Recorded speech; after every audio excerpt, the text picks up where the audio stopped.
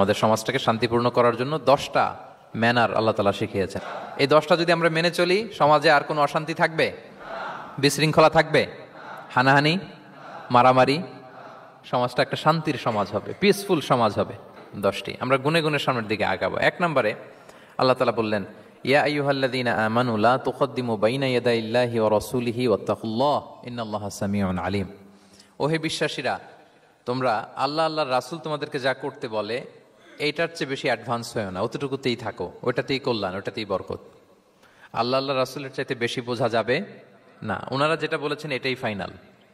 মা কানা লিমুমিনিন ওয়ালা মুমিনাতিন ইযা কাদাল্লাহু ওয়া রাসূলুহু আমরান আইয়াকুনা লাহুমুল খিয়ারাতু মিন আমরিহিম। আল্লাহ রাসূল যদি আমাদেরকে কোনো নির্দেশনা দেয়, তখন কোনো বিশ্বাসীর জন্য এটা মানলেও চলে, না মানলেও চলে, এরকম ভাবা যাবে? আল্লাহ রাসূলের পক্ষ থেকে, আল্লাহর পক্ষ থেকে একটা আদেশ আসছে, এখন এই আদেশ আপনি মানলেও হয়, না মানলেও হয়, এরকম নাকি ব্যাপারটা? বলেন তো। বরং মানতেই হবে। বরং কি? মানতেই হবে। এটা কম্পালসারি, এটা অপশনাল না। তাহলে সমাজকে শান্তিপূর্ণ করার 1 নাম্বার গাইডলাইন হচ্ছে আল্লাহ রাসূলের পক্ষ থেকে যে নির্দেশনা আসবে এটা আপনাকে কম্পালসারি টু অ্যাবাইড বাই, এটা মানতেই আপনাকে হবে। এবং রাসূল সাল্লাল্লাহু আলাইহি ওয়াসাল্লাম যেটা শিখিয়েছেন ওইটাই স্ট্যান্ডার্ড, এর চেয়ে আর ভালো করা যায় না। এক সাহাবী বেশি ইবাদত করতে যেয়ে বললেন যে আমি আজ থেকে সারা রাত তাহাজ্জুদ করব, রাতে আর ঘুমাবো না। আরেক সাহাবী বললেন আমি সারা বছর রোজা রাখবো, আমি আর রোজা ভাঙবো না। আরেক সাহাবী বলে আমি আমার স্ত্রীদের কাছে যাব না, আমি সন্ন্যাসী জীবন যাপন করব। তো রাসূল সাল্লাল্লাহু আলাইহি ওয়াসাল্লাম শুনে অপছন্দ করলেন, বললেন তোমরা নাকি এমন এমন বলেছ, আমি তো বিশ্বনবী রাহমাতাল লিল আলামিন, আল্লাহর হাবিব, আমি তো কোনো দিন রোজা রাখি, আবার কোনো দিন রাখি না। সোম বৃহস্পতিবারে রাখি, অন্যান্য দিন তো রাখি না।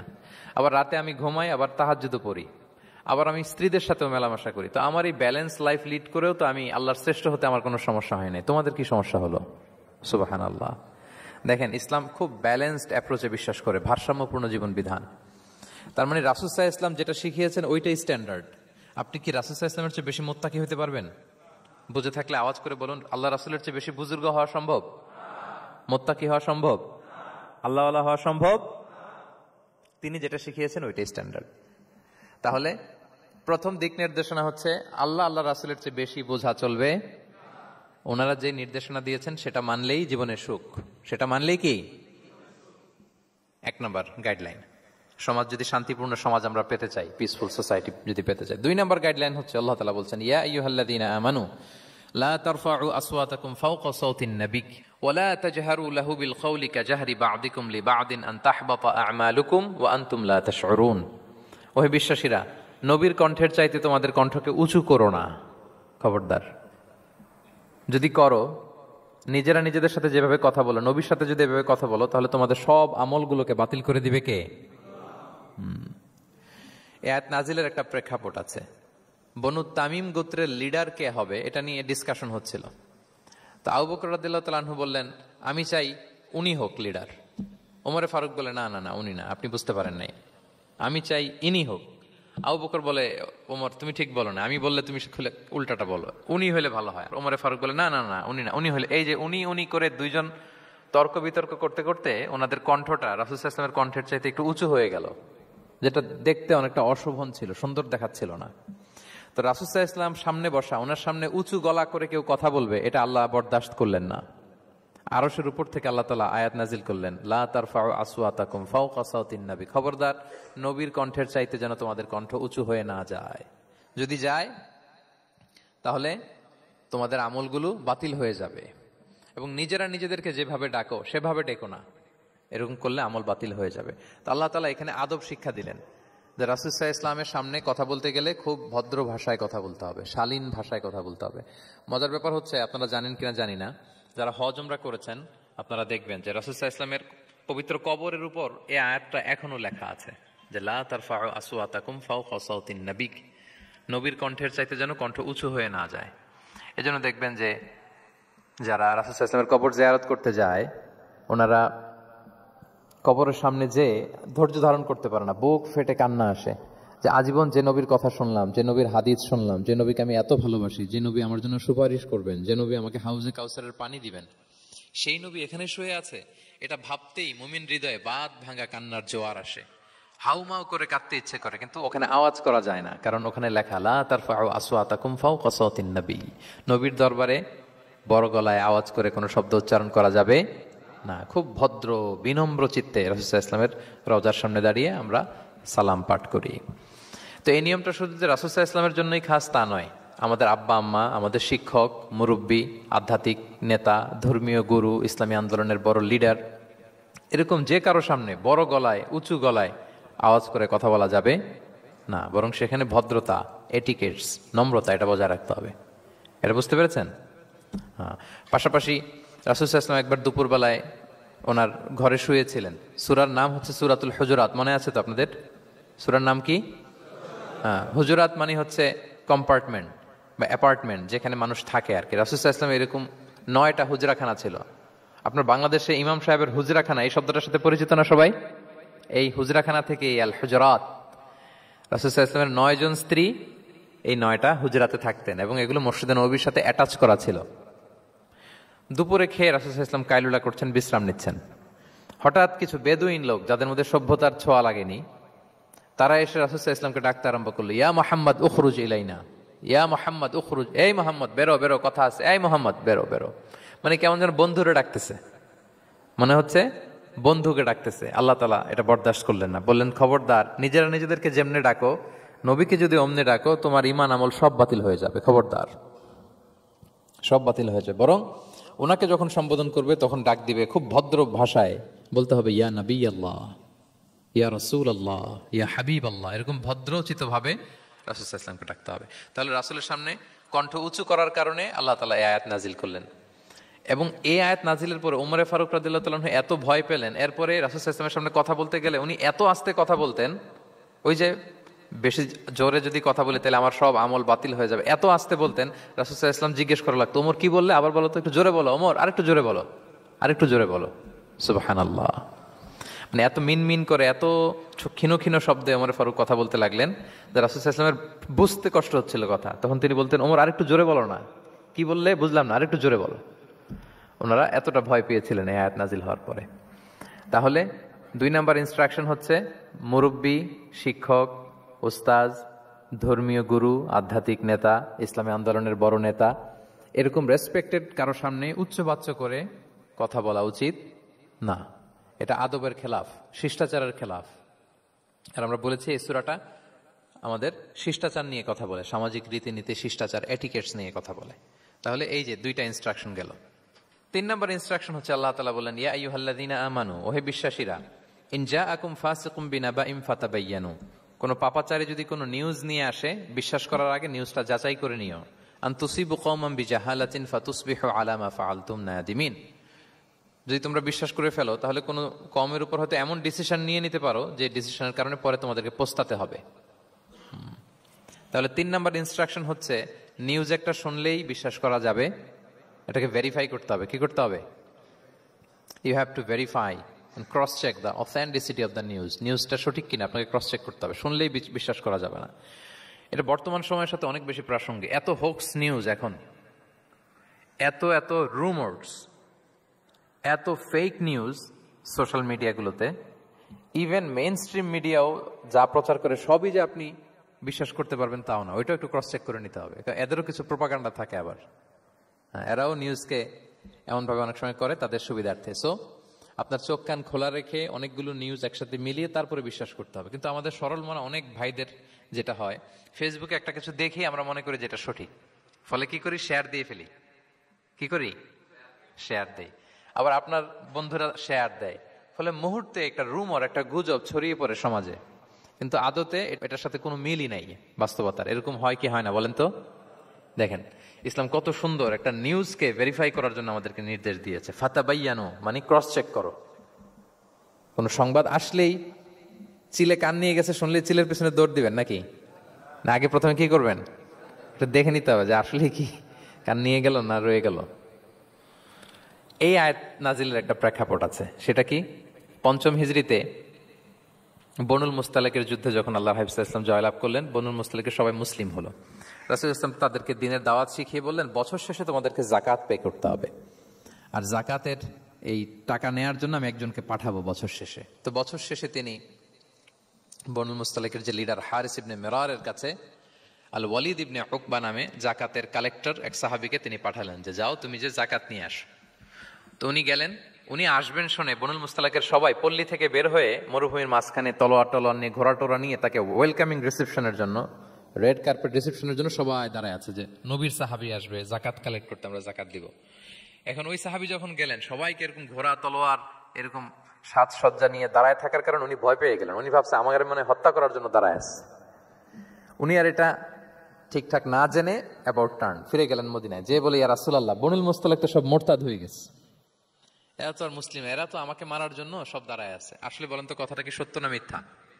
একেবারে মিথ্যা। রাসূল সাল্লাল্লাহু আলাইহি ওয়াসাল্লাম এই কথা শুনেই বিশ্বাস করলেন সরল মনে। বিশ্বাস করেই খালিদ ইবনে ওয়ালিদ রাদিয়াল্লাহু তাআলা আনহুকে বললেন অ্যাটাক বনুল মুস্তালাক, বনুল মুস্তালাকে অভিযান পরিচালনা করো। সাথে সাথে আল্লাহ বললেন নবী রাখেন, আস্তে অ্যাটাক করেন, একটু থামেন নবী, একটু রাখেন। আপনি যার কাছ থেকে শুনেছেন সে মিথ্যা বলেছে, অসত্য কথা বলেছে, আসলে ঘটনা এমন নয়। আজকে তার কথার উপর বেস করে আপনি যে খালিদ ইবনে ওয়ালিদকে অভিযান পরিচালনা করতে বললেন, সে যে যদি অ্যাটাক করে কয়েকজনকে হত্যাও করে ফেলতো, এই যে রক্তপাত হতো, ব্লাড শেড, এটার দায় কিন্তু আপনি এড়াতে পারতেন, কারণ আপনি আদেশ দানকারী। আল্লাহ রাসূল সাল্লাল্লাহু আলাইহি ওয়াসাল্লামকে থামালেন আল্লাহ তাআলা আয়াত নাজিল করে যে আপনি ক্রস চেক করেন। পরে রাসূল সাল্লাল্লাহু আলাইহি ওয়াসাল্লাম ক্রস চেক করে লোক পাঠিয়ে জানলেন যে না, এমন কিছুই নয়, তারা কেউ মুরতাদ হয় নাই, সবাই তারা মুসলিমই আছে, তারা ওয়েলকামের জন্য আসছিল, উনি ভাবছে যে ওনাকে হত্যা করার জন্য দাঁড়ায় আছে। তাহলে চিন্তা করছেন যুগে যুগে এই সমস্যা আছে না নাই বলেন? রাসূল সাল্লাল্লাহু আলাইহি ওয়াসাল্লামের জীবনীতে এই ঘটনা ঘটিয়ে আমাদের চোখে আঙ্গুল দিয়ে আল্লাহ তাআলা বোঝাতে চাইলেন যে কোনো নিউজ আসলেই এটা ভেরিফাই না করে বিশ্বাস করা যাবে না। যত মেইন স্ট্রিম মিডিয়া হোক, ওটা শুনলে আপনি আরো আপনার সোর্স থেকে আপনি একটু জানবেন, এরপরে আপনি বিশ্বাস করবেন, নাকি বিশ্বাস না করে শেয়ার দিবেন? আপনি কি জানেন যে একটা কথা শুনেই ক্রস চেক না করে অ্যাকশনে যাওয়াতে কত পরিবার ভেঙে যায়, কত সম্পর্ক ভেঙে যায়? আমাদের মধ্যে প্রবণতা আছে। আপনার ছেলের ব্যাপারে একজন একটা কথা বললো, এসে ছেলের মারপিট, জিজ্ঞেস করেন না এটা। আপনার মেয়ের ব্যাপারে একজন এসে একটা বাজে কথা বলছে, এসেই আপনি মেয়ের সাথে খারাপ আচরণ। আপনার ওয়াইফের ব্যাপারে একজন বললো আর কি যে ভাই আপনি এখানে, ভাবিকে তো দেখলাম ওইখানে আরেকজনের সাথে, আপনি এসেই আপনার স্ত্রীর উপর চড়াও অথবা গায়ে হাত তুললেন। তো হতে পারে যে ওই ভদ্রলোক অন্য কোনো মহিলাকে দেখেছে যে দেখতে আপনার স্ত্রীর মতো, এরকম হতে পারে কি পারে না বলেন? তো এই যে আপনি ক্রস চেক না করে, ভেরিফাই না করে যে অ্যাকশনে গেলেন, এতে সমস্যা হবে না? সমাজে পরিবার ভাঙে, সমাজে সম্পর্ক নষ্ট হয়, কলহ বাঁধে। এই জন্য আল্লাহ তাআলা বলেন যে সোসাইটিটাকে যদি পিসফুল করতে চাও, ইযা জাআকুম ফাসিকুম বিনাবাইন ফাতাবায়ানু, নিউজ আসলেই বিশ্বাস করো না। You have to cross check, you have to justify and you have to verify the news. মনে থাকবে? তাহলে আজকে থেকে ফেসবুকে একটা পেলে আমরা কি করব? শেয়ার দিয়ে দিব। কি শেয়ার দিবেন না? কি করব? যাচাই বাছাই করব, ক্রস চেক করব। এখন অবশ্য ক্রস চেক করার জন্য কিছু প্ল্যাটফর্ম বেরিয়েছে, তারা অবশ্য যেগুলো খুব বেশি ছড়িয়ে পড়ে নিউজ, সেগুলো যদি ভুল হয় তারা ক্রস চেক করে তারা সামাজিক সচেতনতা তৈরি করে। তো আমরা প্রত্যেকেই দায়িত্বশীল হলে এই গুজবগুলো স্প্রেড করা থেকে আমরা বিরত থাকতে পারি। নিউজ শুনলেই আমরা এখন বিশ্বাস করব না, আগে ক্রস চেক করে নেব, তা না হলে আমরা বিপদে পড়তে পারি। কি বলেন? এমন কোনো কাজ করে ফেলতে পারি যেটার কারণে পরে লজ্জিত হব। তো আমরা আগে থেকেই সাবধান হয়ে যাই। 4 নম্বরে আল্লাহ তাআলা বললেন ওয়া ইন তাইফাতানি মিনাল মুমিনিনা ফাতাচালু ফাসলিহু বাইনাহুমা, বিশ্বাসীদের মধ্যে 2 গ্রুপ যদি মারামারি লাগে তাহলে তুমি মিলিয়ে দাও, ইসলাহ করো, ইসলাহু যাতিল বাইন, মিলিয়ে দাও, মীমাংসা করে দাও, বিরোধ নিষ্পন্ন করে দাও। অনেক সময় হয় না যে 2 ভাই ঝগড়া লেগেছে, 2 বন্ধু ঝগড়া লেগেছে, অথবা স্বামী স্ত্রীর মধ্যে কোনো কারণে বিরোধ, 2 পার্টি ঝগড়া লাগছে, এরকম আছে না নাই? তখন ফাসলিহু বাইনাহুমা, তাদের মধ্যে আপোষ মীমাংসা করে দাও, মীমাংসা করে দাও, ইসলাহ, রিকনসিলিয়েশন করো, ওয়ার্ক অ্যাজ এ মিডিয়েটর, মধ্যস্থতাকারী হিসেবে কাজ করো। তো আমরা সমাজে কি করি দেখেন তো, একটু মিলিয়ে নেন। 2 জন ঝগড়া লাগছে, আমরা কি করি? কি করেন? আরো লাগিয়ে দেন, সর্বনাশ। তো আপনাদের ওয়াজি করতেছি আমি না, তাদেরকে আরো ঝগড়ায় মাতিয়ে তোলা যাবে না, লাগিয়ে দেওয়া যাবে না, বরং ঝগড়া থামিয়ে দিতে হবে। কি করতে হবে? কয়েক জায়গায় কৌশল করে মিথ্যা বলা জায়েজ, সহিহ হাদিসে এসছে। এর মধ্যে একটা আছে 2 জন মানুষের মধ্যে সম্পর্ক নষ্ট, তাদের সম্পর্ক জোড়া লাগিয়ে দেওয়ার জন্য আপনি কৌশল করে মিথ্যা বলতে পারেন। যেমন ধরেন যে দুইজনের সাথে কথা হয় না, দা কুমড়া সম্পর্ক, আপনি একজনকে বললেন যে ভাই ওই দিন তো ওই লোক আপনার ব্যাপারে অনেক প্রশংসা করলো, সে তো শুনে অবাক হবে, কিরে আমার প্রশংসা কি বললো, এমন এমন বললো, তো এটা শুনে ওই লোকের ব্যাপারে তার মনটা একটু নরম হবে। আবার তাকে বললেন যে উনি তো আপনার ব্যাপারে এরকম একটা পজিটিভ কমেন্ট করলো, সেও অবাক হবে, তাই নাকি, তার সাথে আমি এত ভুল বোঝাবুঝি, আসলে লোকটা তো তাইলে ভালো। এই যে দুজনকে আপনি এমন কিছু কথা কৌশল করে বললেন, ফলে তাদের মধ্যে একটা হৃদ্যতা তৈরি হবে। হঠাৎ দেখবেন যে একজন আরেকজনকে দেখে সালাম দিয়ে কথা বলে কোলাকুলি করে সেই আগের যেই শত্রুতা সব নিমেষে শেষ হয়ে গেছে, ঠিক কিনা বলেন? হ্যাঁ, এই যে মধ্যস্থতাকারী আপনি হলেন, এজন্য আল্লাহ তাআলা আপনাকে সওয়াব দিবেন। তাহলে বিবাদমান দুই গ্রুপ দেখলে আমরা আজ থেকে আরো ঝগড়া লাগিয়ে দিব না মিলিয়ে দিব? রাসূল সাল্লাল্লাহু আলাইহি ওয়াসাল্লাম বলেন, আলা উখবিরুকুম বিআফদালা দারাজাতিন মিন সাদাকাতি ওয়াস সিয়ামি ওয়াস সালাহ, নামাজ, রোজা, সাদাকা, এর চেয়ে একটা বড় মর্তবার ভালো কাজ আছে, সেটা কি আমি তোমাদের বলবো না? সাহাবারা বলল, বলেন। আল্লাহ রাসূল সাল্লাল্লাহু আলাইহি ওয়াসাল্লাম বলেন, সেটা হচ্ছে ইসলাহু যাতিল বাইন, দুই পক্ষকে মিলিয়ে দেয়া, বিবাদমান দুই গোষ্ঠীকে কি করা? মিলিয়ে দেয়া। এটা নামাজ, রোজা, সাদাকা এর চেয়েও বেশি সওয়াবের কাজ।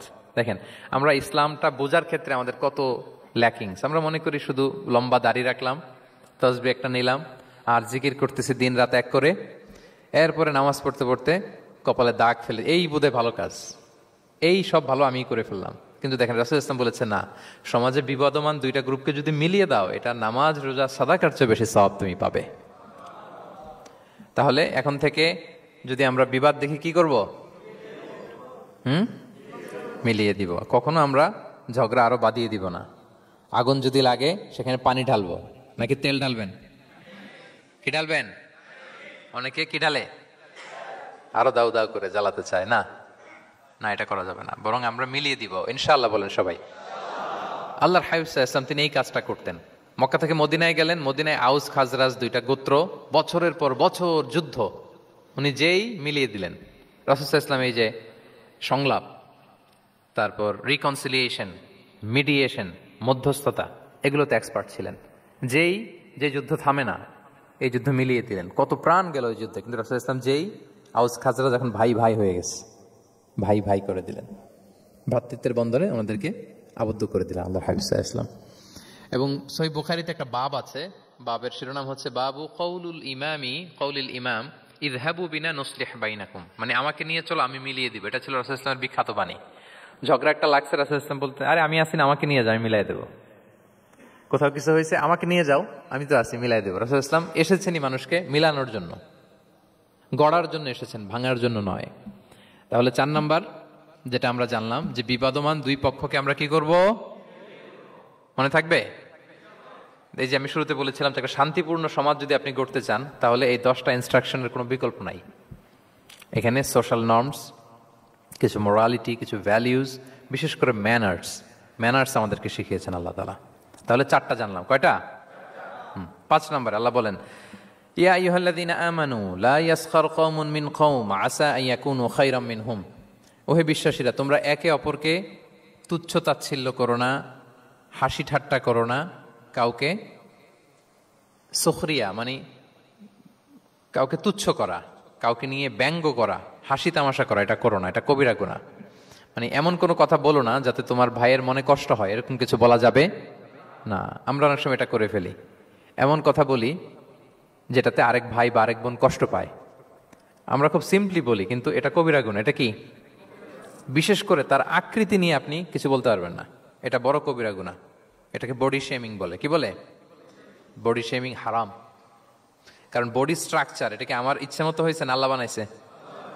আচ্ছা, আপনি যে এত সুন্দর ফর্সা, কে বানালো? হ্যাঁ, আবার আরেকজন যে একটু শ্যামবর্ণের, তাকে কে বানালো? আপনি লম্বা, কে বানালো? কেউ খর্বাকৃতির, খাটো, তাকে কে বানালো? তাহলে আপনি আকৃতি নিয়ে তাকে যদি ঠাট্টা করেন, আসলে কি ঠাট্টা কি তাকে করা হলো নাকি আল্লাহকে? কারণ আসল ডিজাইনারটা কে? হুয়াল্লাযী ইউসাউবিরুকুম ফিল আরহামি কাইফা ইয়াশা। আল্লাহ তাআলা তোমাদেরকে যেমন চেয়েছেন ঠিক তেমন মাতৃগর্ভে তোমাদেরকে ডিজাইন করেছেন, তোমাদের আকৃতি দিয়েছেন। এজন্য কারো আকৃতি নিয়ে অবজ্ঞা করা, তুচ্ছ করা, হেয় করা, এটা প্রকারান্তরে আল্লাহকে অবজ্ঞা করার সমান। দ্য ক্রিয়েটর, যিনি স্রষ্টা, তাকে আপনি অবজ্ঞা করেছেন, ঠিক কিনা বলেন? তাহলে এখন কারো আকৃতি নিয়ে কিছু বলবেন? আমরা বাংলাদেশে এরকম বলি না? বেশি মোটা হলে তাকে একটা নাম দিয়ে ফেলি। হ্যাঁ, কি বলি? কি বলেন? মোটু। তারপর কেউ চিকন হলে তাকে একটা নাম দিয়ে ফেলি, চিকন আলী। এরপর ধরেন যে কারো হয়তো নাক ছোট, চোখ ছোট, তাকে চাকমা বলে আমাদের এলাকায়। হ্যাঁ, নাক ছোট চাকমা। তো এটা হইলো, তো সে কি নিজে তার নাককে এরকম বানাইছে? এরকম নানা ধরনের আকৃতির অনেক কিছু হতে পারে। এই যে বডি শেমিং, এটা হারাম। এটা কি? এবং জরিপে এসেছে অনেক বাচ্চারা স্কুলে যেতে চায় না তার দেহের বিভিন্ন আকৃতি নিয়ে, তার বন্ধুরা তাকে টিস করার কারণে। খুব মোটা সে, তাকে নিয়ে তার ফ্রেন্ডরা এমন কথা বলে, সে আর স্কুলে যাওয়ার প্রতি আগ্রহ ফিরে পায় না। এটা কত বড় সামাজিক সমস্যা আপনি খেয়াল করেছেন? হ্যাঁ, কখনো কারো আকৃতি নিয়ে কোনো কমেন্টস করা যাবে? কারণ আকৃতিটা দিয়েছে কে? এটা খবরদার, এটা বড় কবিরা গুনাহ।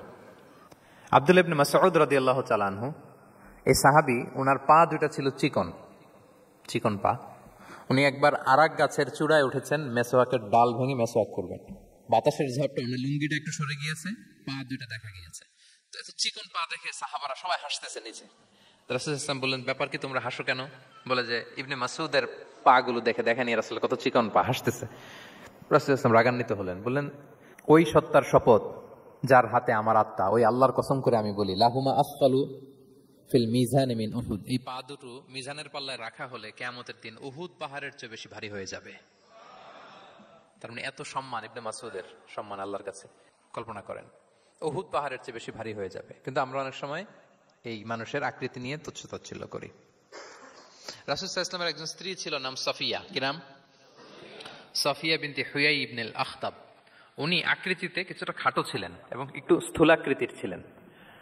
তো এটাকে একটু ইঙ্গিত করে আম্মাজান আয়েশা রাদিয়াল্লাহু তাআলা আনহা একবার একটা শব্দ ব্যবহার করেছেন, মানে শব্দ দিয়ে কৌশলে বুঝিয়েছেন, তানি কাসীরা, মানে আপনার সেই খাটো স্ত্রী সাফিয়া। নারীদের মধ্যে এটা থাকে স্বাভাবিক, মানবীয় কারণে। একাধিক স্ত্রী হলে মানবীয় কারণে একটু জেলাসি বা একটু কিছু বিষয় থাকে, এটা থেকে মানুষ বেরোতে পারে না, এবং সেটা নবীদের স্ত্রীরাও সেটা থেকে বেরোয়া সম্ভব ছিল না। তো কথা বলতে বলতে এমন একটা শব্দ বললেন যেটা দিয়ে সাফিয়া রাদিয়াল্লাহু তাআলা আনহাকে বুঝালেন যে আপনার অমুক স্ত্রী, মানে তিনি আকৃতিতে কিছুটা খাটো এবং কিছুটা স্থূলাকৃতির। এই শব্দটা রাসূল ইসলাম পছন্দ করলেন না।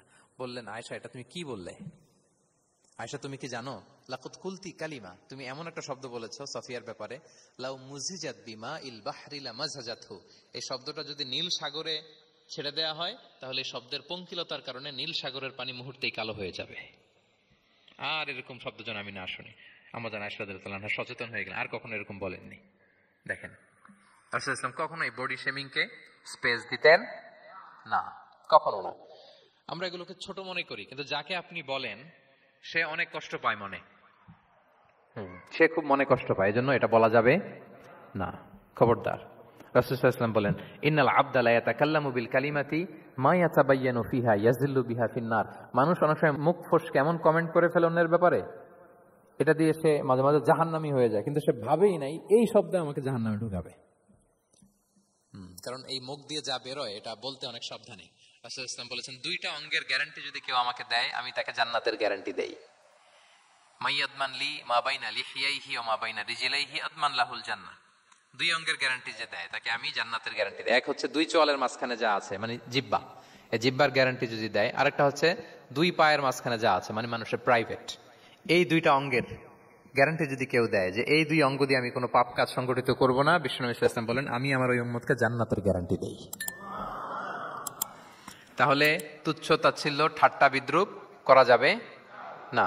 6 নম্বরে, ওয়ালা তালমিজু আনফুসাকুম, তোমরা অন্যের বদনাম করে বেরিও না। লামজ আসছে লুমাজা থেকে, ওয়াইলুল লিকুল্লি হুমাজাতিল লুমাজা, যে প্রকাশ্যে অন্যের বদনাম করে বেড়ায়, অন্যের দোষ খুঁজে বেড়ায়। একদল লোক আছে দেখবেন শুধু অন্যের দোষ খোঁজে, নিজের দিকে আঙ্গুল যায় না। কিন্তু এইভাবে আরেকজনের দিকে আঙ্গুল দিলে যে 3টা আঙ্গুল নিজের দিকে যায়, এটা আবার ভুলে যায়। কাউকে যদি আমি এরকম করি, আমার দিকে কয় আঙ্গুল বলেন? এই 3টা কার দিকে? আর আরেকজনের দিকে 1 আঙ্গুল। তো কাউকে কিছু বলার আগে 3 বার নিজেরটা ভাববেন যে নিজে কি করেন। ওয়ালা তালমিজু, অন্যের বদনাম করো না, প্রকাশ্যে অন্যের দোষ খোঁজো না।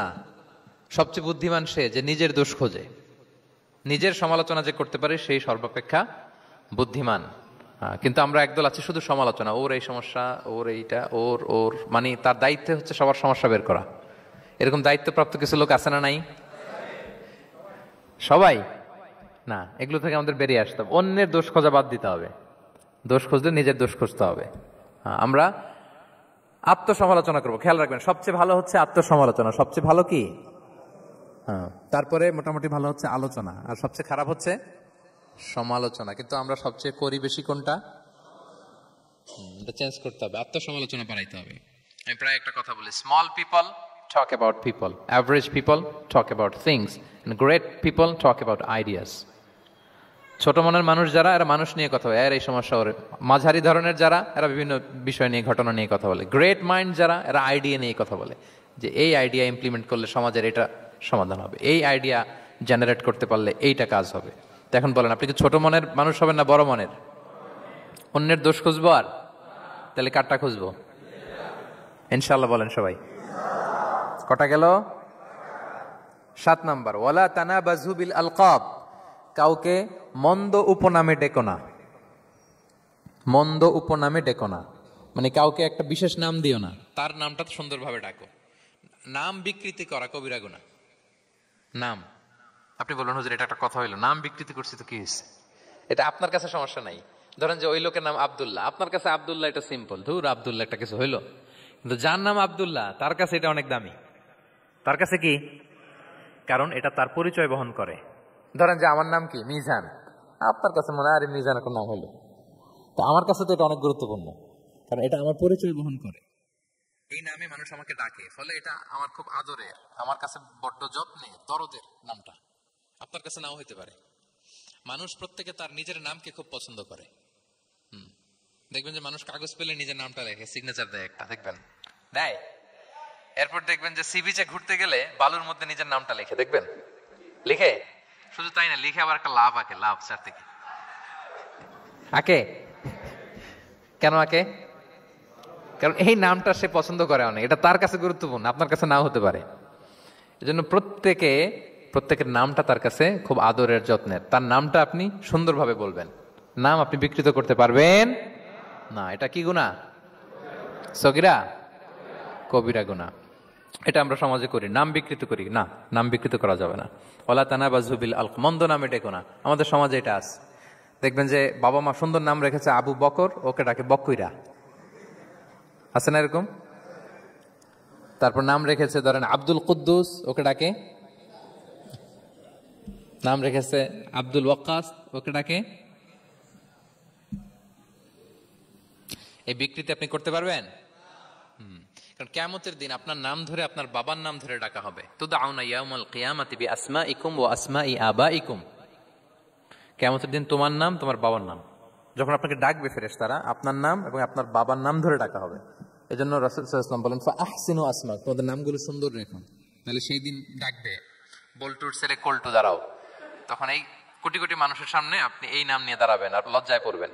আর যদি বলে আব্দুর রহমানের ছেলে আব্দুল্লাহ, আসো, কত সুন্দর। নামগুলো ভালো আলেম দিয়ে ক্রস চেক করে, কনসালটেশন করে এরপরে রাখবেন। আর কাউকে মন্দ নামে কখনো ডাকা যাবে না। তার বংশের কোনো খারাপ কিছু দিয়ে তাকে ডাকা যাবে না। ধরেন একজনের বাবা ছিল চোর, কিন্তু তার সন্তান সে সৎ মানুষ হইতে পারে না। এখন বাবার কথা কি আপনি চোরের পোলা বলে ডাকতে পারবেন? আপনি ডাকবেন না, বলতে পারবেন না, কারণ সে তো ভালো। তাহলে নাম বিকৃত করা, মন্দ উপনামে ডাকা, এটা কবিরা গুনাহ। এটা আমরা কখনো করব? মনে থাকবে প্রিয় ভাইরা? আচ্ছা, 8 নম্বরে আল্লাহ তাআলা বলছেন, ইয়া আইয়ুহাল্লাযীনা আমানু জিতানিবু কাসীরাম মিনায-যন। ওই বিশ্বাসীরা, তোমরা ধারণা থেকে বেঁচে থাকো। ইন্না বা'দা-যন্নি ইসমুন, কিছু কিছু ধারণা আছে এটা পাপ। ধারণা, অ্যাজাম্পশন করে কথা বলা নিষেধ। ধারণার উপর বেস করে কথা বলা যাবে। অনেকে ধারণার উপর কথা বলে। বেশিরভাগ ধারণাই মিথ্যা হয়। ধারণার বেশিরভাগ কি হয়? সো আপনি ধারণা, বেসড অন ধারণা আপনি কোনো কথা বলতে পারবেন, মানে যেটাকে আমরা বাংলায় বলি আন্দাজে কথা বলা। বাংলা আমরা কি বলি? আন্দাজে আপনি কিছু বলতে পারবেন না, আপনাকে নিশ্চিত হইতে হবে। আমরা খালি চোখে যা দেখি, বাস্তবে ওই ঘটনা নাও হতে পারে এরকম। হোয়াট এভার উই সি, এটা রিয়েল সিনারি নাও হতে পারে, কিন্তু ভেতরে হয়তো এমন কিছু একটা আছে যেটা আমরা জানি না। এজন্য ধারণা করে কথা বলা নিষেধ ইসলামে।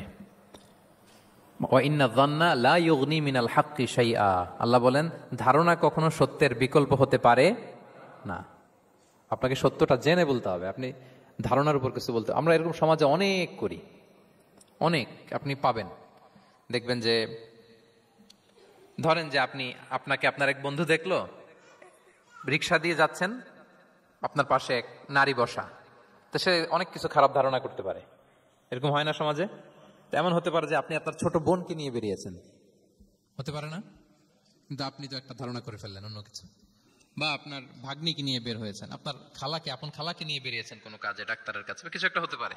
কিন্তু তাকে দেখেই আমি এদিক সেদিক বলতে আরম্ভ করলাম যে ওকে তো দেখছি এরকম এরকম এরকম। আছে না নাই? আমাদের সমাজে আমি দেখেছি যে কারো যদি ঠোঁট কালো হয় তো মানুষ ধারণা করে নেই লোকটা মনে হয় সিগারেট খায়। কিন্তু সিগারেট সেবন করা ছাড়াও কারো ঠোঁট কালো হতে পারে কি পারে না বলেন? এই যে এগুলো সমাজে প্রচলিত। বিয়ে করার পর পর ইমিডিয়েট যদি কেউ একটা গাড়ি কিনে বা হুন্ডা কিনে, এটা কি বলে বলেন তো? এই বোধহয় শ্বশুর বাড়ি থেকে যৌতুক নিয়ে এসছে।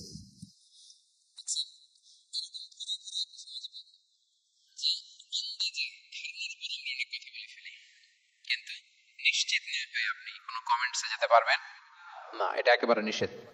9 নম্বরে আল্লাহ বললেন ওয়ালা তাজাসসু, গোয়েন্দাগিরি করো না, স্পাইগিরি করো না, অন্যের ব্যক্তিগত বিষয় নিয়ে খোটাখুটি করো না। এরকম স্বভাব আমাদের অনেকের আছে না নাই? তো অনেকে দেখবেন যে অনেকের প্রাইভেট বিষয় নিয়ে খোঁচাখুচি করতে সে বড্ড মজা পায়। আছে এরকম? এটা এটা কি? ওয়ালা তাজাসসু, গোয়েন্দাগিরি করো না। Everyone has personal space and no one should interfere someone's personal space. কেউ কারো পার্সোনাল স্পেসে ইন্টারফেয়ার করা যাবে না। প্রত্যেকের একটা প্রাইভেট এরিয়া আছে, প্রাইভেসি আছে। দেখেন ইসলাম প্রাইভেসিকে কত গুরুত্ব দেয়। প্রত্যেকের প্রাইভেসিকে ইসলাম কত গুরুত্ব দেয়। কারো প্রাইভেসির মধ্যে ইন্টারফেয়ার করা এটা ইসলাম পছন্দ করে না। এজন্য খবরদার, কারো ব্যক্তিগত কোনো ইস্যু নিয়ে আমরা নাক গলাতে পারবো না। কারো মোবাইল ধরে মোবাইলের গ্যালারি চেক করা, কারো ইনবক্স চেক করা, কাউকে না বলে কারো চিঠি পড়ে ফেলা, উকি মারা, আড়ি পাতা, এগুলো হারাম। এগুলো কি? এরকম সব আমাদের আছে না নাই? আড়ি পেতে শুনতে চাই, উকি মারি, তারপর সে কি করে দেখি তার প্রাইভেট মুহূর্তে, তারপর তার মোবাইল চেক করি, তার গ্যালারি চেক করি, তার ইনবক্স চেক করি। এই দায়িত্ব ইসলাম আমাদেরকে দেয়। এমনকি ইসলামী রাষ্ট্রও যদি হয়, ইসলামী রাষ্ট্রের জন্য এটা দায়িত্ব না যে প্রত্যেকে ব্যক্তিগত তার বেডরুমে তার প্রাইভেট লাইফে কি করে এটা দেখা, ইটস নট হিজ বিজনেস। ইসলামী রাষ্ট্র মানুষকে ন্যায়, কল্যাণের পথ, সুন্দর জীবন পরিচালনার জন্য উৎসাহিত করবে, কিন্তু প্রত্যেকে প্রাইভেট লাইফে কি করে ওইটা সিসি ক্যামেরা লাগিয়ে দেখা, এটা কারো দায়িত্বের মধ্যে পড়ে না। এটা একেবারে নিষেধ। এটাকে বলে তাজাসসুস, গোয়েন্দাগিরি করা। বরং ইসলাম কি উৎসাহিত করে জানেন? অন্যের দোষ দেখলে এটাকে গোপন রাখতে উৎসাহিত করে। গোপন রাখবেন। মান সাতারা আইবান সাতারাহুল্লাহু ইয়াউমাল কিয়ামা, কেউ যদি তার ভাইয়ের দোষ গোপন রাখে কিয়ামতের দিন আল্লাহ তার দোষ গোপন রাখবে। ওমান কাশাফা আওরাতা আখি, বিষ্ণু বলেন কিন্তু কেউ যদি তার ভাইয়ের কোনো গোপন জিনিস প্রকাশ করে দেয়, কাশাফাল্লাহু আওরাতাহু, আল্লাহ তার সব গোপন জিনিস প্রকাশ করে দিবে। বলেন আমাদের প্রত্যেকেরই গোপন জিনিস আছে না নাই? এখন আমাদের সব ভুল, সব গোপনীয়তা যদি প্রকাশ হয়ে যায় কি হবে তখন? আল্লাহ নিজে দায়িত্ব নিচ্ছে যে তুমি যদি তোমার ভাইয়ের কিছু ফাঁস করো, তোমার হাড়ি আমি হাটে ভাঙবো, হাটে হাড়ি ভাঙবো তোমার আমি, তখন দেখা যাবে। আমাদের অনেকের এই মানসিকতা আছে, অন্যের প্রাইভেট বিষয় নিয়ে কখনো আপনি নাক গলাতে পারবেন না, কারো প্রাইভেসিতে আপনি ইন্টারফেয়ার করবেন না, কারো প্রাইভেট স্পেসে আপনি ইন্টারফেয়ার করবেন না। এটা খুব বাজে একটা স্বভাব, এটা ইসলাম হারাম করে দিয়েছে। আমাদের অনেকের মধ্যে আছে খুঁটে খুঁটে, ভাই এটা কি, ওইটা কি করছেন, সরকারি চাকরি না প্রাইভেট চাকরি, বেতন কত, বয়স কত, ওইটা কত, ওইটা কত, হাবি যাবি, এটা তার, ইটস নট হিজ বিজনেস। তারপর মানুষ খুঁচিয়ে খুঁচিয়ে। নিঃসন্তান দম্পতি আমি দেখেছি, তাদেরকে পেলে অনেকে, ভাই কি সমস্যা, কয় বছর হইল, বাচ্চা নিচ্ছেন না কেন, কবে হবে, কার সমস্যা, আপনার সমস্যা না ভাবির সমস্যা, বেটা তোর কি সমস্যা ওইটা বল। একজন নিঃসন্তান দম্পতি তারা কি স্ট্রাগলের মধ্যে দিয়ে যায় আপনি জানেন? এটা তার জন্য পরীক্ষা। ওই পরীক্ষার মধ্যে আপনি খুঁচিয়ে খুঁচিয়ে, মানে সে kind of his a gynaecologist, সে আপনার ইয়ে করতেছে, ট্রিটমেন্ট দিচ্ছে, ভাই কি হয়েছে, এইটা ওইটা, তাদেরকে বিব্রত করে একটা পরিস্থিতিতে ফেলা, এম্বারাসিং একটা সিচুয়েশনে ফেলা, এটা হারাম। এই ম্যানারগুলো ইসলাম আমাদেরকে ধরে ধরে শেখায় যে এটা তোমার বিজনেস না, তুমি খুঁচিয়ে খুঁচিয়ে মানুষের ব্যক্তিগত বিষয় যেটাতে সে বিব্রত বোধ করে এগুলো তুমি জিজ্ঞেস করতে পারো না। আল্লাহ বলেছেন খবরদার, ওলা তাজাসসু, ওলা তাজাসসু, গোয়েন্দাগিরি করো না, কারো ব্যক্তিগত বিষয় না। অনেকের এটাতে খুব ইন্টারেস্ট, কার স্ক্যান্ডাল বেরোইছে। প্রায় দেখবেন যে এরকম দেখা যায়, অমুক নেতার স্ক্যান্ডাল ফাঁস, অমুক নায়কের স্ক্যান্ডাল ফাঁস। তোমার স্ক্যান্ডাল কবে ফাঁস হবে এটা বলো। নিজের চরকায় তেল দিতে হবে, আরেকজনের কি হলো, তার কি ভুল আছে, দোষ ত্রুটি আছে, ওগুলো খুঁজে দেখার জন্য আল্লাহ আমাকে দুনিয়ায় পাঠাই।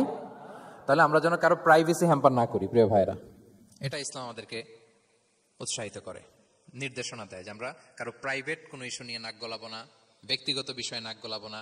কারো দোষ দেখলে এটা আমি গোপন রাখবো। কি করব? আনলেস ইউ আর এ জাজ, আপনি বিচারক, আপনার কাছে আসছে, তখন আপনি বিচার করবেন। কিন্তু এমনি এমনি আপনি জাজমেন্টাল হতে পারবেন না। You cannot jump to the conclusion, একটা কিছু আন্দাজে বলে ফেলতে পারবেন না। এই দায়িত্ব আপনাকে দেওয়া হয়নি। ইসলামে ব্যভিচারের মতো কোনো বিষয় দেখলেও আপনি বলতে পারবেন না। ব্যভিচার, অ্যাডাল্ট্রি, ফর্নিকেশন, জিনা, এগুলো দেখলে আপনি বলতে পারবেন না। বললে 4 জন নিয়ে বলতে হবে একসাথে। আপনি 3 জন যে যদি কাজের কাছে বলেন যে এই ছেলে আর মেয়েকে আমি অপকর্ম করতে দেখছি, কাজী 3 জনকে নিয়ে আগে 80 টাকা করে বেত মারবে পিঠে। তো করে দেখতে বলছে কে? তোমাদেরকে এই কাজ অবজার্ভ করতে বলেছে কে? কারণ 3 জন মিলে এই উইটনেস হবে না। 4 জন উইটনেস যদি থাকে তাইলে তাও আমরা দেখছি বললে হবে না, তারপরও মায়ের। আরো রলি আমি বলি, 4 জন এসে যদি বলে যে আমি একজন নারী একজন পুরুষকে ন্যাকেড অবস্থায় এই ঘরে প্রবেশ করতে দেখছি, তারপরও কাজে নিয়ে এই 4 জনের আশীর্বাদ দিবে, কারণ এতেও প্রমাণিত হয় নাই। তারা হয়তো একটা জায়গায় অবস্থান করেছে কিন্তু বড় ধরনের কোনো পাপের সাথে লিপ্ত হয় নাই হয়তো। তার মানে একেবারে চাক্ষুষ, তাও নারী দিয়ে এই উইটনেস হবে না। 4 জন পুরুষ এই পাপ কাজের চাক্ষুষ সাক্ষী ছিল, এটা যদি বলে, সবকিছু যদি মিলে যায়, তারপরে তাদেরকে শাস্তি দেওয়া যাবে। এর আগে সম্ভব না। এটা কোনো মানুষ কোনো পাপ কাজ এইভাবে লোকচক্ষুর সামনে কখনো করে না। তার মানে দেখেন এটা কেন এরকম শক্ত করা হলো, যাতে আপনি না বলেন, কারণ বলতে গেলে আপনি আর মাইর খাবেন, অপবাদের শাস্তি পাবেন। হ্যাঁ, ইফকের শাস্তি। ইসলাম কিভাবে মানুষের প্রাইভেসিকে হেফাজত করে। কেউ কোনো একটা মানুষ হয়তো কখনো শয়তানের ওয়াসওয়াসায়, নফসের তাড়নায়, বন্ধুর পাল্লায় পড়ে কোনোভাবে সে পাপে জড়িয়ে পড়েছে, আপনি এটাকে ইস্যু বানাচ্ছেন। কিন্তু এমন হতে পারে ওই পাপের পরে সে এমন ভাবে তওবা করেছে, এমন ভাবে ফিরে এসেছে, এমন ভাবে প্র্যাকটিসিং হয়েছে যে সে ভালো কাজ দিয়ে আপনাকেও ছাড়িয়ে গেছে। আপনি আটকায় যাবেন কিন্তু কিয়ামতের দিন ও আটকাবে না। এরকম হতে পারে কি পারে না? তো ওর পিছনে লাগছেন কেন আপনি? আপনি আপনার ইস্যু দেখেন, আপনি কতটা প্র্যাকটিসিং হতে পেরেছেন, আপনি কতটা শুদ্ধাচার আনতে পেরেছেন আপনার জীবনে, সেটা দেখতে হবে। এজন্য খবরদার, ওয়ালা তাজাসসু, গোয়েন্দাগিরি করো না, কারো প্রাইভেট বিষয় নিয়ে নাক গলাতে চেয়েও না। সুবহানাল্লাহ, হোয়াট এ রিলিজিয়ান! কত সুন্দর আমাদের ধর্ম! How lucky we are! আমরা কত ভাগ্যবান যে আল্লাহ তাআলা এই ধর্ম আমাদেরকে দিয়েছেন। এমন বিধান আমাদের জন্য প্রেসক্রাইব করেছেন যেগুলো মানলে আমাদের সমাজটা একটা জান্নাতের বাগান হয়ে যাবে। তাহলে 9 নম্বর ছিল ওয়ালা তাজাসসু, গোয়েন্দাগিরি করুন। আজকে থেকে করবেন। কারো মোবাইল ধরবেন, আর গ্যালারি দেখবেন, কারে কি মেসেজ করছিল পড়তে যাবেন, গোপনে তার ড্রয়ার খুলে তার চিঠি পড়বেন, আড়ি পাতবেন, উকি মারবেন, কারো গোপন বিষয় নিয়ে ইন্টারেস্ট দেখাবেন। কথা বলেন না, দেখাবেন? এগুলো নিয়ে কোনো ইন্টারেস্ট আমরা দেখাতে পারবো না। গোয়েন্দাগিরি আমাদেরকে বাদ দিতে হবে। আল্লাহ আমাদেরকে বোঝার তৌফিক দান করুক। কয়টা গেল? আরেকটা, লাস্ট নাম্বার। আল্লাহ বলেন, সর্বশেষ আল্লাহ বলেন, ওয়ালা ইয়াগতাব বা'দুকুম বা'দা, একে অপরের পরনিন্দা চগলখড়ি করো না। ইয়াগতাব মানে গীবা, গীবত করো না। আইয়ুহিব্বু আহাদুকুম আন ইয়াকুলা লাহমা আখিহি মাইতান ফাকারিহতুম, তোমরা কি চাও যে তোমরা তোমাদের মৃত ভাইয়ের গোশত ভক্ষণ করবে? মানে যে ব্যক্তি গীবত করে সে যেন তার মৃত মরা ভাইয়ের পচা গোশত খায়। গীবত করা, গীবত কাকে বলে? রাসূল সাল্লাল্লাহু আলাইহি ওয়াসাল্লাম বলেন, গীবত হচ্ছে যিকরুকা আখাকা বিমা ইয়াকরাহু, তোমার ভাইয়ের অনুপস্থিতিতে তোমার ভাই সম্পর্কে এমন কিছু বলা যেটা শুনলে সে অপছন্দ করে, এমন কিছু বলা যেটা শোনা সে পছন্দ করে না। তো এক সাহাবী বলেন, ইয়া রাসূলুল্লাহ আফারাআইতা ইন কানা ফি মা আকুল, হে আল্লাহর রাসূল, আমার ভাইয়ের মধ্যে যদি আসলেই সেই সমস্যাটা থাকে তাইলেও কি গীবত হবে? রাসূল সাল্লাল্লাহু আলাইহি ওয়াসাল্লাম বলেন, আরে তাইলেই তো গীবত হবে। ওই দোষ যদি থাকে, ওটা তার অনুপস্থিতি যদি বলে বেরো, তাইলেই তো গীবত হবে। আর ওই দোষ যদি না থাকে তাহলে তো অপবাদ হবে, এটা তো আরো বড় গুনাহ, ওটা তো বহতান। তাহলে এই গীবা, ইংরেজিতে বলে ব্যাক বাইটিং, ইংরেজিতে কি বলে? এই ব্যাক বাইটিং, চগলখড়ি বা পরনিন্দা, আরবিতে বলে গীবাত। এই গীবত আমরা করব না। কারো কিছু বলা থাকলে আপনি তাকে সরাসরি নাসিহাত করুন। আর দিন ওয়ান নাসিহা, দিন হচ্ছে উপদেশ দেয়া। শুভ কামনা করা, তার প্রতি শুভ কামনা করে আপনি তাকে বুঝান, সে হয়তো বুঝবে। কিন্তু আপনি তার অনুপস্থিতিতে তার নামে বাজে কথা, মন্দ কথা বলতে পারবেন, এটা অনেক বড় পাপ। একজনের ব্যাপারে আরেকজনের কান ভারী করা, ওর কথা ওর কাছে, ওর কথা ওর করে, এরকম করে সমাজের মধ্যে একটা গিরিঙ্গি লাগায়, আছে না নেই? এটা হারাম। রাসূল সাল্লাল্লাহু আলাইহি ওয়াসাল্লাম বলেন, মেরাজের রাত্রে আমি দেখেছি কিছু লোক লাহুম আদফার মিন নুহাস, তাদের নখগুলো তামা দিয়ে তৈরি, নখর ধারালো, ইয়াখদাশুনা বিহা উজুহাহুম ওয়া সুদুরহুম, তারা তাদের নিজের নখ দিয়ে নিজের গালের গোশত, বুকের গোশতগুলো টেনে টেনে ছিঁড়ছে। রাসূল সাল্লাল্লাহু আলাইহি ওয়াসাল্লাম জিবরাইল ইসলামকে বললেন, মানহুম ইয়া জিবরিল? জিবরিল, কারা এরা, এত বড় শাস্তি? জিবরাইল ইসলাম বললেন, হুম আহলুল গীবা মিন উম্মাতিক, এরা হচ্ছে আপনার উম্মতের মধ্য থেকে তারা যারা গীবত করে। তারা কি করে? তাহলে এই গীবতের সাথে আমাদের কোনো সম্পর্ক, এটা থেকে আমাদেরকে বেঁচে থাকতে হবে, এটা করা যাবে না। আমরা অনেকে হালাল ওয়েতে গীবত করি, এইভাবে। কিভাবে করে আমি বলি আপনাদের, এইভাবে শুরু করে, এইভাবে। কি বলবো ভাই, বললে তো গীবত হয়ে যায়, তারপরও না বললেই না, একটু বলি। শুরুতে কি বললে তো, দেখছেন কিভাবে হালাল করে, বললে তো গীবত হয়ে যায়, এইভাবে স্টার্ট করে। বললে যদি গীবত হয়ে যায়, এটা বলা যাবে? আওয়াজ করে বলেন, যেটা বললে গীবত হয়ে যাবে, এটা বলা যাবে না। এই অভ্যাসগুলো থেকে আমরা আস্তে আস্তে ফিরে আসবো, ওগুলো আমরা আর বলবো। তাহলে মোট 10টা, কয়টা? এই 10টা যদি আমরা মেনে চলি, সমাজে আর কোনো অশান্তি থাকবে? বিশৃঙ্খলা থাকবে? হানাহানি, মারামারি? সমাজটা একটা শান্তির সমাজ হবে, পিসফুল সমাজ হবে। এই জন্য এই সূরাটাকে বলা হয় সামাজিক রীতিনীতির সূরা, সোশ্যাল এটিকেটস। সামাজিক রীতিনীতি আল্লাহ শিখিয়েছেন আমাদেরকে, ম্যানার শিখিয়েছেন। আজকে বাড়িতে যে সূরাতুল হুজুরাতটা পড়বেন, যাদের কাছে আমার এক নজরে কোরআন আছে, আগে ওটা থেকে দেখবেন, এরপর কোনো তাফসির থেকে, বঙ্গানুবাদ থেকে বঙ্গানুবাদ দেখবেন, তাফসির পড়বেন, দেখবেন যে ক্লিয়ার হয়ে যাবে। এরপর নিজেই আপনার ফ্যামিলিকে নিয়ে আপনি তালিম দিবেন এই সূরাটার উপর, পারা যাবে তো? দেখবেন যে সমাজটা শান্তিপূর্ণ হয়ে যাবে। আল্লাহ তাআলা আমাদের সমাজকে শান্তিপূর্ণ করুক, আমাদের পরিবারগুলোকে জান্নাতি পরিবার করুক।